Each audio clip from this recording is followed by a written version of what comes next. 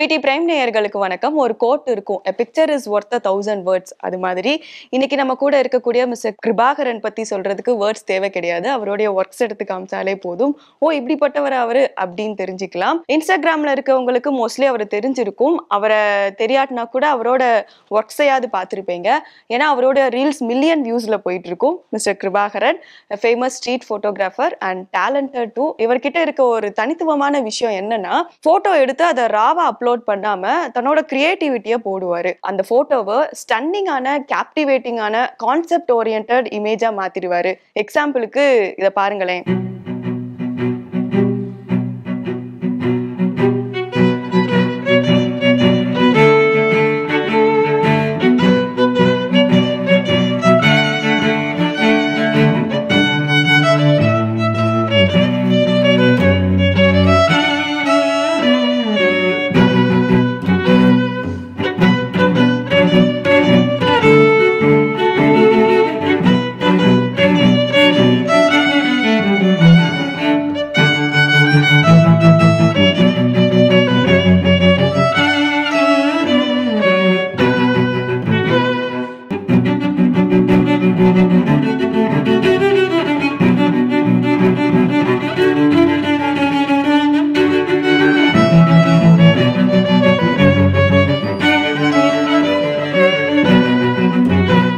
நல்லா இருக்குல்ல? வாங்க அவர்கிட்ட பேசலாம். இதையே இப்படி பாக்குறீங்க, இப்படி பாருங்களேன் அப்படின்னு ஒவ்வொரு விஷயத்திலயும் அழகு இருக்குன்னு உங்க கலை மூலியமா நிரூபிச்சுட்டே இருக்கீங்க. சொல்லுங்க, உங்களோட ஸ்ட்ரீட் போட்டோகிராஃபி ஜேர்னி எப்படி ஸ்டார்ட் ஆச்சு? ஆக்சுவலா நான் காலேஜ் டைம்ல சும்மா எனக்கு பசங்க எல்லாமே சேர்ந்து ஃபோட்டோ ஷூட் பண்ணுவோம். அந்த டைம்லலாம் இன்ஸ்டாகிராம் ஸ்டார்டிங்கு.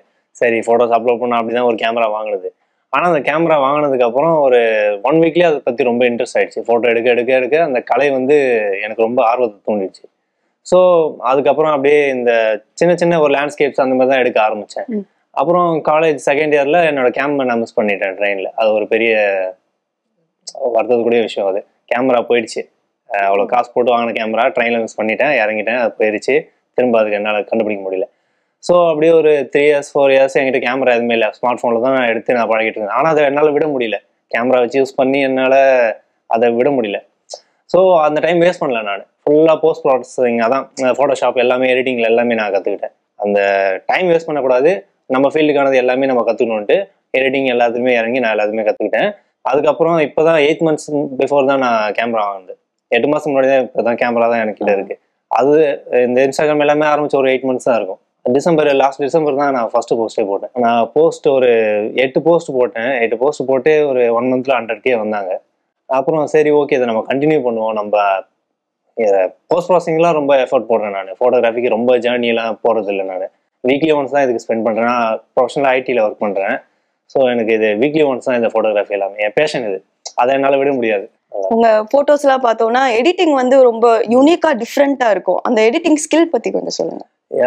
ஆக்சுவலாக ஸ்டார்டிங்கில் ரொம்ப கேவலமாக இருக்கும். இப்போ அந்த இமேஜ் என்னால் பார்க்க முடியாது. அந்த மாதிரி ஒரு என் கூட இருக்கவங்களாம் திட்டுவாங்க, என்ன லூஸ் மாதிரி எடிட் பண்ணிட்டு இருக்கு, பேக்ரவுண்ட் மாற்றிட்டு. அப்போ அந்த டைமில் எடிட்லாம் பார்த்தீங்கன்னா தீப்பொறி அதெல்லாம் போட்டு ரொம்ப ஃபன்னியாக இருக்கும் எடிட். அது மாதிரிலாம் நான் ஆரம்பித்தேன். ஆனால் அது ஒரு விஷயத்த பண்ணதான் அது நல்லா வரும்.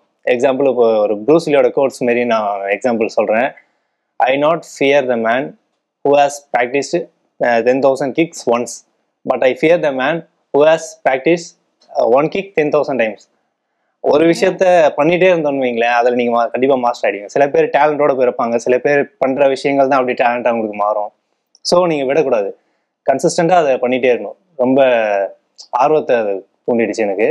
ஸோ அப்படியே பண்ண இப்போ ஒரு இமேஜை பார்த்தோன்னா எனக்கு முன்னாடிலாம் வந்து ஒரு 1 or 2 hours எடிட்டிங் ஸ்பெண்ட் பண்ணுவேன். இப்போ எனக்கு பார்த்ததும் இது இப்படி தான் இருக்கணும், இந்த கலரில் இருந்தால் தான் இந்த எமோஷன்ஸை கொடுக்கும்ட்டு நான் பிஃபோர் டிசைட் பண்ணிடுவேன். இப்போ என்னால் 20 minutes முடிக்க முடியுது. ஏன்னா அதை நான் டிசைட் பண்ணிட்டு இது இப்படி தான் இருக்கணும்ட்டு. ஸோ இப்போ இருக்க டூல்ஸ்லாம் எனக்கு எல்லாமே கை வந்த கலை. ஸோ அப்படியே முடிச்சிருது. நிறைய யூடியூப் சேனல்ஸு, டன்ஸ் ஆஃப் வீடியோஸ்லாம் இருக்குது. அதை பார்த்து தான் லேர்ன் பண்ணுது. தனியாக கிளாஸ்லாம் போனதெல்லாம் எதுவும் இல்லை. ஆனால் நான் படித்தது 3D அனிமேஷன் தான். ஸோ அதில் ரிலேட்டடாக வரும், ஆனால் அந்த அளவுக்கு லேர்ன் பண்ண முடியாது. ஸோ நம்ம அடிஷ்னலாக யூடியூப் சேனலில் தான் டுட்டோரியல் பார்த்து தான் கற்றுட்டு. ஒரு ஃபோட்டோமும் ஒரு தீம்ல இருக்கும். அந்த தாட் ப்ராசஸ் எப்படி? தாட் ப்ராசஸ் முக்கியமான என்னோட ஃபோட்டோகிராஃபியில் எமோஷன்ஸை கிரியேட் பண்ணக்கூடியது கலர்ஸ். கலர்ஸ் தான் ரியல் ஸ்டோரி டெல்லர். நம்ம ஒரு பிக்சர் எந்த கலரில் நம்ம எடிட் பண்ணி இது பண்ணுறோமோ அந்த ஒரு எமோஷன்ஸை கொடுக்க வேண்டியது கலர் தான். ஸோ ஒவ்வொரு தீமுக்கு ஏற்ற மாதிரி ஒவ்வொரு கலர் நான் போட்டிருப்பேன், பார்த்தீங்கன்னா தெரியும். ஆமாம், இப்போ ஹாப்பினஸ்க்கு ஒரு கலர் இருக்கும், ரொம்ப சேடான ஒரு ஃபோட்டோக்குன்னா அது ஒரு கலர் தீம் இருக்கும். அதுதான் இந்த எமோஷன்ஸை கன்வே பண்ணும். இப்போ உங்க ரீல்ஸ் எல்லாம் மில்லியன் வியூஸ்ல போயிட்டு இருக்கு. அம்மா அப்பா பார்த்து என்ன சொல்லுவாங்க? அவங்களுக்கு அந்த சோஷியல் மீடியா அந்த அளவுக்கு தெரியாது. அப்படியாடா என்னடா நான் சொல்லுவேன், இது 3 கோடி பேர் பாத்துருங்கம்மா, அப்படியே பார்த்துனடா போய் வேலையை பாருன்றாங்க. ஆமா, அவங்களுக்கு தெரியாது. ஏன்னா இது இப்ப யூடியூப்ல இந்த மாதிரி போச்சுன்னா அதனால ஏதோ நம்மளுக்கு ஏதோ ஏர்னிங் வரும். அவங்க இப்ப நம்ம பேரண்ட்ஸ் எஜுகேட்டட் இல்லாம இருக்கவங்களுக்குலாம் இதுல இருந்து ஏர்னிங் வந்துன்னா ஓ அப்படின்னு நினைப்பாங்க. சும்மா போய் எல்லாரும் பார்த்துட்டு இருக்கு என்னடா சொல்லுவாங்க. சரி உனக்கு தெரியாதுமா அப்படின்னு சொல்லிட்டு நான் பாட்டுக்கு விட்டுறது. அது ஃபர்ஸ்ட் 2 வாட்டி சொன்னேன். அதுக்கப்புறம் இப்ப அவங்களுக்கு எவ்வளவு யூஸ் போகுது அதெல்லாம் எதுவும் தெரியாது. எப்பயாவது அவங்களா இப்ப அவங்க யூஸ் பண்ணுவாங்க இன்ஸ்டாகிராம், நான் தான் டெவலப் பண்ணி கொடுத்தேன், பாரு என் பேஜை போய் பாரு அப்படின்ட்டு. அதுல கமெண்ட்ஸ் எல்லாம் படி, என்ன எவ்வளவு பாராட்டுறாங்க பாருன்னு சொன்னேன். அவங்களும் சரின்னு இப்ப பாத்துட்டு அது ஒன்றும் பெரிய ஹைப்லாம் இல்லை எங்க ஃபேமிலியில. இப்போ உங்க கமெண்ட் செக்ஷன்லாம் பார்த்தோம்னா, ப்ரோ எடிட்டிங் டுட்டோரியல் எப்போ ப்ரோ சொல்லுங்க ப்ரோ, எடிட் பண்ண சொல்லி தாங்க ப்ரோ அப்படிலாம் கேட்குறாங்க. ஸோ அந்த கமெண்ட்ஸ்லாம் கன்சிடர் பண்ணி ஏதாச்சும் பிஹைண்ட் த சீன்ஸ் இல்லை எடிட்டிங் கண்டென்ட் மாதிரி போட இருக்கீங்களா? கண்டிப்பா போட இருக்கேன். அதுக்கு தான் நான் ரூம் ரெடி பண்ணிட்டு இருக்கேன் வீட்டில் தனியாக. அதுக்குன்னு இப்போ வேலை நடந்துட்டு இருக்கு, ஸ்டூடியோ மாரி. எனக்கு ப்ரொஃபஷனலாக கரெக்டான டீம் செட் ஆகணும், அதுதான் ரொம்ப முக்கியமான விஷயம். எவ்வளோ திறமைகள் நமக்குள்ள இருந்தாலும் கரெக்டான டீம் ஃபார்ம் பண்ணாதான் அது கரெக்டாக போகும். டீமுக்குள்ளேயே ஒத்துமை இல்லாமல் இருந்ததுன்னா அது எப்பவுமே நல்லா இருக்காது. ஸோ அந்த டீம் இன்னும் எனக்கு அமைஞ்சதுன்னா கண்டிப்பாக ஸ்டார்ட் பண்ணுவேன். ஆரம்பத்துலேருந்தே நான் ஒரு யூடியூபரும் கிடையாது, எதுவும் கிடையாது. எனக்கு கம்யூனிகேஷன் ஸ்கில்லாம் அவ்வளோ இல்லை. நான் டெவலப் பண்ணிட்டு தான் இருக்கேன். ஸோ இப்போ நான் ஒர்க் பண்ணிட்டு இருக்கேன் ப்ரொஃபஷனலாக. ஃபோட்டோகிராஃபி தான் எல்லாமே. நான் இதை தான் பண்ணுறேன்னா நான் கண்டிப்பாக டெய்லி கூட டுட்டோரியல் என்னால் அப்லோட் பண்ண முடியும். ஸோ நான் வீக்லி ஒன்ஸ் தான் நான் ஃபோட்டோ எடுக்க கிளம்புறேனே. அந்த சாட்டர்டே சண்டே தான் எனக்கு கிடைக்குது. அதில் என்னால் எல்லாத்தையும் பார்த்துட்டு டுட்டோரியல் அப்லோட் பண்ணிட்டு எல்லாத்தையும் மெயின்டைன் பண்ண முடியல. ஸோ ஸ்டார்ட் பண்ணுவேன், ஆனால் எப்போன்னு சொல்ல முடியாது. அதுதான் வேலை நடந்துட்டு இருக்கு. இப்போ வந்து ஒரு மீம் பார்த்துருக்கீங்களா இல்லையான்னு தெரியல. ஒரு டைரக்டர் அவரோட ஸ்டோரிக்கு சாங் வைக்கிறது கூட இவ்வளோ நேரம் யோசிச்சிருக்க மாட்டாரா, ஆனா நீ இன்ஸ்டாகிராம் ஸ்டோரிக்கு சாங் வைக்கிறதுக்கு இவ்வளோ நேரம் யோசிக்கிறேடா அந்த மாதிரி இருக்கும். உங்க சாங் செலெக்ஷன் வந்து சூப்பரா இருக்கும். அந்த அந்த இமேஜுக்கு ஏத்தாப்புல இருக்கும், இன்னமும் அழகு சேர்க்கும். அந்த சாங் செலெக்ஷன் எப்படி பண்றீங்க? நான் ஃபோட்டோஸ் எடிட் பண்ணும்போது எனக்கு தெரிஞ்சிடும் இந்த சாங் தான் நம்ம போடணும் அப்படின்ட்டு. ஏன்னா அதை பார்க்கும்போதே நான் எப்பயுமே இப்போ இந்த ஜென்ரேஷன் சாங்ஸ் அவ்வளோ கேட்க மாட்டேன். அப்போ ரிலீஸ் ஆன ஏ ரகுமான் சார் சாங்ஸ், இளையராஜா சாரோட சாங்கு, இதெல்லாம் தான் நான் ரொம்ப கேட்பேன். நான் இளையராஜா சாரோட பெரிய ஃபேனு. ஸோ இந்த மாதிரி சாங்ஸ் எல்லாம் நான் எடிட் பண்ணும்போது எனக்கு தெரிஞ்சிடும். ஏன்னா அது சிங்க் ஆகும். நான் போடுற இதுக்கும் இந்த லைனுக்கு ஏற்ற வரிகள் எதில் இருக்குன்ட்டு நான் கேட்குற சாங்ஸ்லேருந்தே இது பண்ணுவேன். ஸோ அது செட் ஆகிடும். ஆனா அது இவ்வளவு ஹைப் கொடுக்குன்னு தெரியாது. எல்லாரும் கரெக்டா தான் சொல்றாங்க கமெண்ட்ஸ்ல. சாங் செலக்ஷன் நல்லா சூப்பரா இருக்கும். எடிட் பண்ண நடுவுல தான் எனக்கு சாங் கிளிக் ஆகும். சில டைம் எடிட் பண்ணி முடிச்சதுக்கு அப்புறம் எதுவும் கிளிக் ஆகாது. சாங் கிடைக்கலன்றதுக்காக 2 நாள் தள்ளி போஸ்ட் போட்டிருக்கேன் கரெக்டான சாங் இல்லைன்னு. ஆமா, ட்ரெண்டிங் ஆடியோ எப்பவுமே அவ்வளவு யூஸ் பண்ண மாட்டேன். சாங் கிடைக்கல, எனக்கு இது எனக்கு சாட்டிஸ்ஃபை ஆகல அப்படின்னு சொல்லிட்டு அந்த போட்டோ அப்படியே வச்சிருவேன். நான் வாரத்துக்கு 1 நாள் தான் போஸ்ட் போடுவேன். சில டைம் 8 நாள் தள்ளி போஸ்ட் போடுறதுக்கு இதான் காரணமா இருக்கும். அந்த சாங் கரெக்டா சிங்க் ஆகணும் அப்படின்ட்டு. என்ன கேமரா யூஸ் பண்றீங்க? நான் 8 months பிஃபோர் வந்து EOS R10 அது ஒரு பேசிக் கேமரா தான், ஃபுல் ஃப்ரேம் கிடையாது, கிராப் ஃப்ரேம் சென்சார் தான். இப்போதான் ரீசெண்டா Canon R6 வாங்கினேன், அதான் யூஸ் பண்ணிட்டு இருக்கேன். இப்போ அதுல தான் லாஸ்டா ஒரு அம்மா அந்த வீடியோ அதெல்லாம் எடுத்தேன். C-Log எடுத்து கால்குலேட் பண்ணேன். அதுல கொஞ்சம் அட்வான்ஸா இருக்கும் எல்லாமே. கேமரா ரொம்ப முக்கியம் இல்லை நம்மளுக்கு தேவை ஃப்ரேமிங், அந்த கலர், இது போஸ்ட் ப்ரொடக்ஷன்ல நல்லா ஸ்ட்ராங்கா இருந்தாலே நம்ம இமேஜ் நல்லா ஃபோன்ல கூட நம்ம எடுத்துக்கலாம். நான் ஃபோன்ல தான் ஆரம்பிச்சேன் ஜேர்னி எல்லாமே. நான் 4 வருஷம் கேமரா தொலைச்சிட்டு இருக்கும் போதெல்லாம் ஃபோன்ல தான் எடுத்து பண்ணி கொடுத்துட்டு இருப்பேன். ஃபோன்ல எடுத்து அதை எல்லா போஸ்ட் ப்ராசஸிங் பண்ணி நான் போஸ்ட் போடும்போது என்ன கேமரான்னு கேட்பாங்க. ஆனா அது வந்து ஃபோன்னு எனக்கு தான் தெரியும். ஏன்னா போஸ்ட் ப்ராசஸிங்ல மாத்திடுவோம் ஃபுல்லா. நம்ம எடிட் பண்ணி தான் அழகா இருக்கணும் இல்லை. இப்போ ஃபோட்டோகிராஃபி கத்துக்கிறோம்னா நம்ம ஃபோன்ல இருந்து தான் ஆரம்பிக்கணும். நம்ம எடுத்த உடனே கேமரா, இப்போ நம்ம ப்ரொஃபஷனலா அதுக்குள்ள போறோம்னா கண்டிப்பா கேமரா வேணும். நம்ம போட்டோகிராஃபி பேஷனு, எனக்கு இதை பண்ணணும் அப்படின்னா ஃபோன் போதும். இப்போ ஸ்ட்ரீட் போட்டோகிராஃபினால பொதுவான இடங்கள்ல தான் போய் எடுக்கிறீங்க. பீப்புள் கிட்ட எப்படி அப்ரோச் பண்ணுவீங்க? ரொம்ப இன்ட்ரோவர்ட், அப்படியே வாய முடிட்டு அமைதியா இருப்பேன். ஏதாவது முடியாத கிளம்பு அப்படின்னு சொல்றாங்களா இருக்கும். சரி, இருந்தாலும் முன்னாடிலாம் ரொம்ப தயக்கப்படுவேன். கேமரா வச்சு அப்படின்னு நின்றுட்டு இருப்பேன். அந்த அம்மா வந்து அவங்க பிரெக்னெண்டா இருப்பாங்க, அது மேல பையனை போட்டு தூங்கிட்டு இருப்பாங்க. ரொம்ப இதுவும் அந்த ஃப்ரேம் கிடைக்காது எப்பயுமே. ஏன்னா நார்மலா பையன் பக்கத்துல தூங்குறது வேற, அவங்க பிரெக்னெண்டா இருந்தாங்க, அவங்க மேல அந்த பையனை போட்டு தூங்க வச்சிருந்தது ஒரு இம்ப்ரெசிவான ஃப்ரேம். பார்த்துருப்பாங்க, அது நல்லா வைரல் ஆச்சு. ஆனா அது கேரளால எடுத்தது. நான் ஆக்சுவலா அவங்க எங்களுக்கு அப்ரோச் பண்ணவே வராது. இதுக்கப்புறம் தான் அதெல்லாம் கத்துக்கணும். இப்போ ஒரு 1 year கூட ஆகல. இதுக்கப்புறம் தான் நான் போய் எப்படி அப்ரோச் பண்றதெல்லாம் கத்துக்கணும். ரீசெண்டா திருக்கழுக்குன்றம்ல இருக்க நரிக்குறவர்கள் அவர்களுக்கு தனியாக ஒரு ஏரியா இருக்கு. அங்க தெரிஞ்ச ஒரு ஃபாலோவர் ட்ரெயின்ல என்ன பார்த்தாரு. இந்த மாதிரி இங்க வாங்க ப்ரோ, இங்க எடுங்க, நிறைய பேர் எனக்கு தெரியும்ட்டு அவர் தான் போய் இன்ட்ரடியூஸ் பண்ணி வச்சாரு. அங்க பார்த்தா மொத்த பேர் என்ன ஃபாலோ பண்ணிட்டு இருக்காங்க. அதான் அவங்களோட பீப்புள்ஸ் தான் நிறைய பேர் எடுக்கிறேன் நான். ஸோ அதெல்லாம் பார்த்துட்டு எல்லாரும் என்ன அங்க போனவொடனே எல்லாரும் பிடிச்சிக்கிட்டாங்க ரொம்ப கும்பலா. இப்போ அவங்கள தான் எடுத்து ஒன்று அப்டேட் பண்ணிட்டு இருக்கேன். நீங்க போட்டோ எடுக்கிறப்போ யார் உங்களை போட்டோ எடுக்கிறது? யாரை வேணா கூட்டிட்டு போங்க. எங்க மாமா இருக்காரு, அவரை கூட்டிட்டு போங்க. எனக்கு ஆளுங்க யாரும் கிடைக்கலாம், நீங்க நான் போக மாட்டேன். என்ன யாராவது எடுக்கணும்ல, அது அப்பதான் அந்த பிடிஎஸ் படம் தான் நல்லா இருக்கும். ஏன்னா நான் எடுத்து எடிட் பண்ணிடுவேன்னா இவன் எங்கேயாவது ஒன்று எடுத்து எடிட் பண்ணிடுறேன் அப்படின்னு நினைச்சுப்பாங்க. ரியலா அதுதான் இருக்கணும்ட்டு யார் கிடைக்கணும் ஃப்ரெண்டு எல்லாரும் கூட்டிட்டு போயிடுவேன். புர்ஜ் கலிஃபா ப்ராஜெக்ட் பண்ணியிருந்தீங்க, அதை பத்தி கொஞ்சம் சொல்லுங்க. ஆமா, அது நான் பண்ணதுலேயே பெரிய எனக்கு அச்சீவ்மெண்டா இப்போ இருக்கு நான் ஃபீல் பண்ற ஒரு விஷயம். ஏன்னா ஒரு அரபிக் கண்ட்ரில அதர் லாங்குவேஜை புர்ஜ் கலிஃபால டெலிகாஸ்ட் பண்றது ஒரு பெரிய விஷயம். ஏன்னா அவங்க பண்ண மாட்டாங்க, அவங்க லாங்குவேஜ் சம்மந்தப்பட்டது போகும், அப்படி இல்லைன்னா ப்ரொமோஷன்ஸ் ஏதாவது தான் போகும். ஆனா தமிழ் கல்ச்சர் அதுல பண்றது ஒரு பெரிய விஷயம். அந்த ஆப்பர்ச்சுனிட்டி எனக்கு கிடைச்சது, ஒரு ஃப்ரீலான்ஸ் மாதிரி கிடைச்சது. ஸோ என்னோட 1 month ப்ராஜெக்ட் அதுக்கான பிடிஎஃப் எல்லாமே அங்கேருந்து சென்ட் பண்ணிடுவாங்க. அதுக்கேற்ற மாதிரி தான் நம்ம எடிட் பண்ணோம். ஏதோ ஒரு வீடியோ கொடுக்குறோம், அங்கே ப்ளே பண்ணுறது நடக்காது. அந்த டைமென்ஷனுக்கு ஏற்ற எடிட்டிங் பண்ணணும். ஸோ அது 3D அனிமேஷன் இருக்கும், அதில் இருக்க திருவள்ளுவர் சிலைலாம் வரும், அதெல்லாம் ஸ்கல் பண்ணி 3D மாடலிங் பண்ணி எல்லாம் பண்ணுறதுக்கு ஒரு 1 month ஆயிடுச்சு. 4 போட்டோஸ் காமிக்கிறேன், அது பிஹைண்ட் த சீன்ஸ் சொல்லுங்க. மெமரபிளான இருக்கும்ல, அதெல்லாம் சொல்லுங்க. இந்த இமேஜ் இவர் டி நகர் மேத்யூஸ் இருக்குல்ல, அது வெளியே அந்த ரோட்ல தான் உட்காந்துட்டு அவர் ஒரு மூட்டை அதெல்லாம் வச்சுட்டு பாடிட்டு இருந்தாரு. அவர் ரொம்ப ஃபீலிங்ஸா பாடிட்டு இருந்தாரா இல்ல அவர் மனநல சரியில்லையான்னு தெரியல. எல்லாரும் சிரிச்சுட்டே போயிட்டு இருந்தாங்க. நான் பார்த்துட்டே இருந்தேன். எனக்கு சரி, அவர் இளையராஜா சாங்லாம் பாடிட்டு இருந்தாரு. நான் இது பார்த்து பாடும்போது தான் நான் ரெக்கார்ட் பண்ணணும்னு தோணுச்சு. டீ குடிச்சிட்டு இருந்தேன். அவரு இந்த ராசாத்தி உன்ன சாங்லாம் சூப்பரா பாடிட்டு இருந்தாரு, அதெல்லாம் ரெக்கார்ட் பண்ணல. அப்புறம் அந்த அஞ்சல சாங் இது பாடினது, அதெல்லாம் ரெக்கார்ட் பண்ணி போட்டவொடனே அது ரொம்ப வைரல் ஆச்சு. எல்லாருமே ரொம்ப மனசு உடைஞ்சு அந்த ஆக்ஷன்னாமே அப்படிதான் பண்ணிட்டு இருப்பாரு. ஆமா, அப்படிதான் பண்ணிட்டு இருந்தாரு. அவர் அந்த ராசாத்தி உன்ன சாங்க்குலாம் ஆக்ஷன் பண்ணி நல்லா சூப்பரா பாடிட்டு இருந்தாரு. லிரிக்ஸ் எல்லாம் அப்படியே கரெக்டா பாடிட்டு இருந்தாரு. ஆனா அவர் எந்த மனநிலையில இருக்காருன்னு எனக்கு தெரியல. நான் எடுத்து போட்டு கொஞ்சம் அந்த பிரேக்கப் இதனால இந்த லவ் ஃபெயிலியர் கைஸ்லாம் எடுத்து ஸ்டேட்டஸ் போட்டு அவர் கண்டாக்கி விட்டாங்க. அப்ப போறவங்க வரவங்களாம் அவளை கண்டுக்கல, சும்மா பார்த்து சிரிச்சுட்டு தான் போயிட்டு இருந்தாங்க. அப்புறம் நான் போயிட்டு அப்புறம் பேசி நம்ம ஏதாவது வாங்கி கொடுக்கலாமா, டீ குடிக்கலாம் கேட்டா அவர் எதுவுமே சொல்லல. நம்ம என்ன பேசணுமோ அதுக்கு பதில் கூட சொல்லல. அவர் வேற ஒரு மனநிலையில இருந்தது.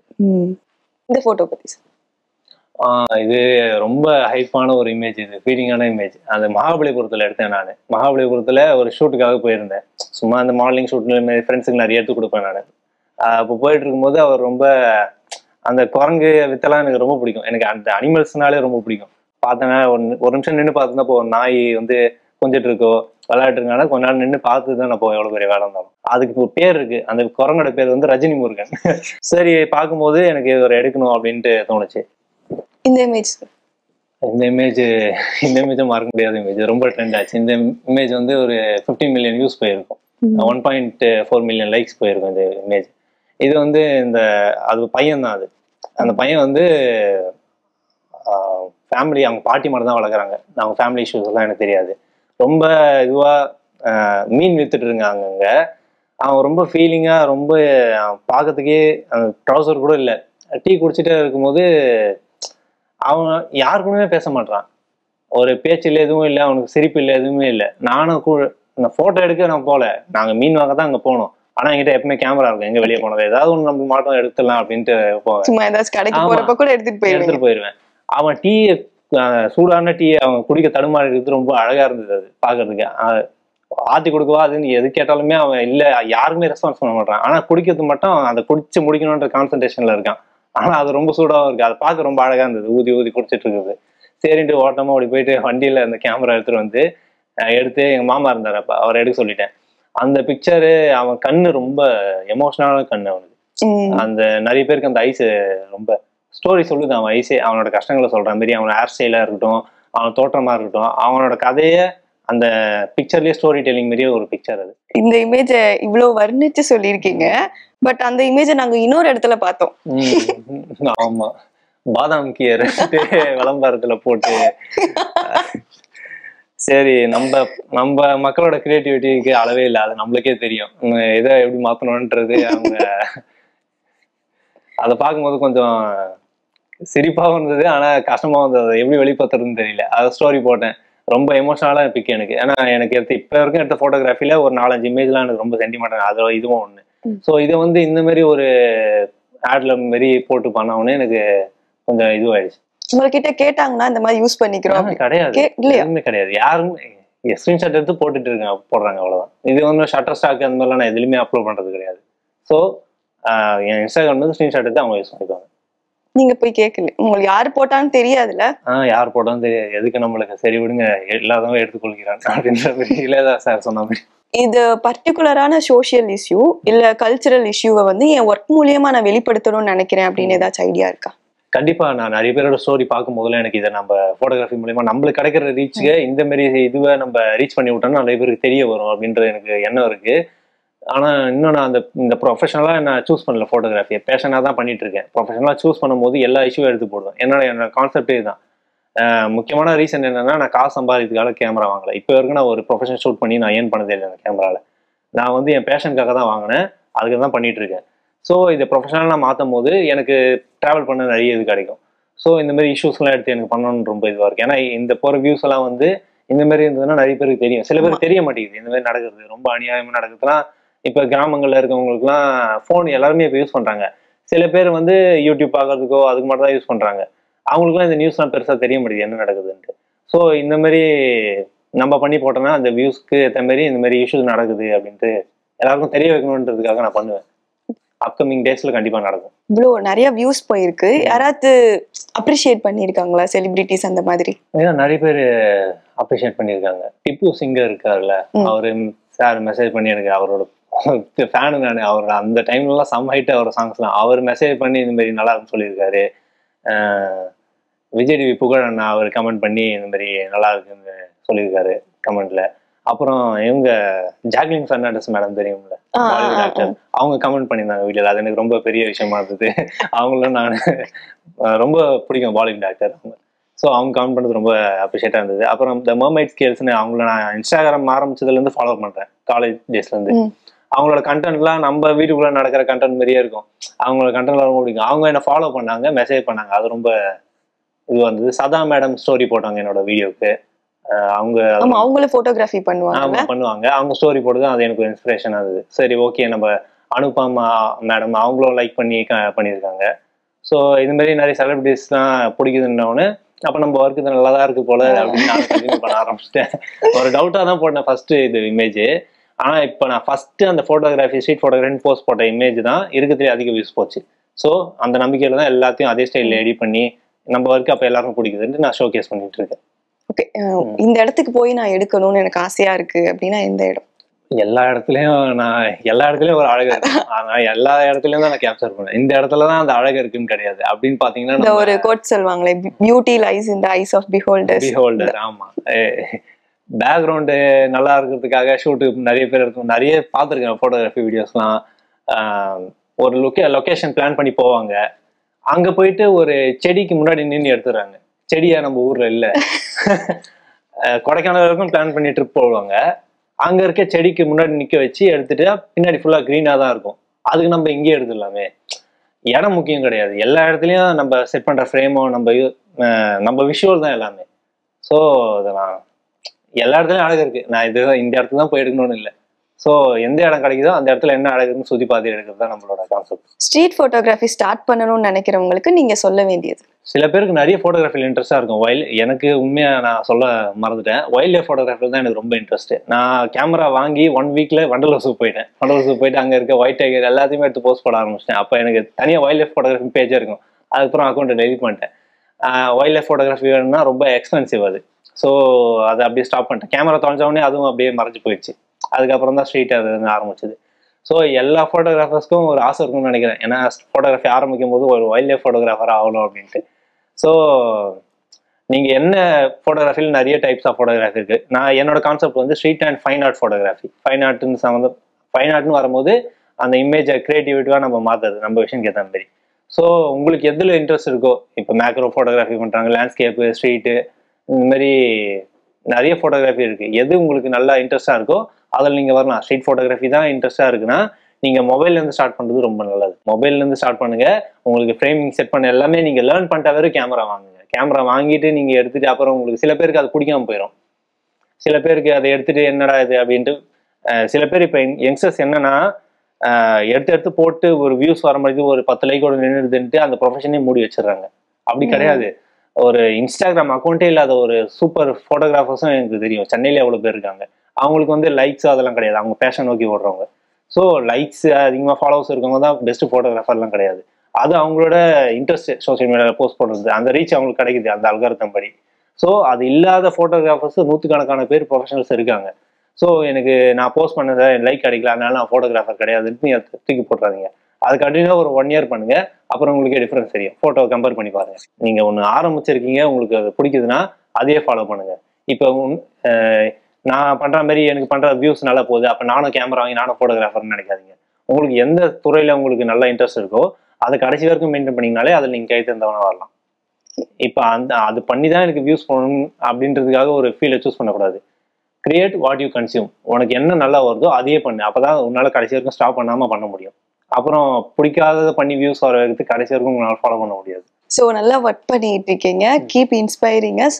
Thanks for being so open about your creative journey. Thank you so much.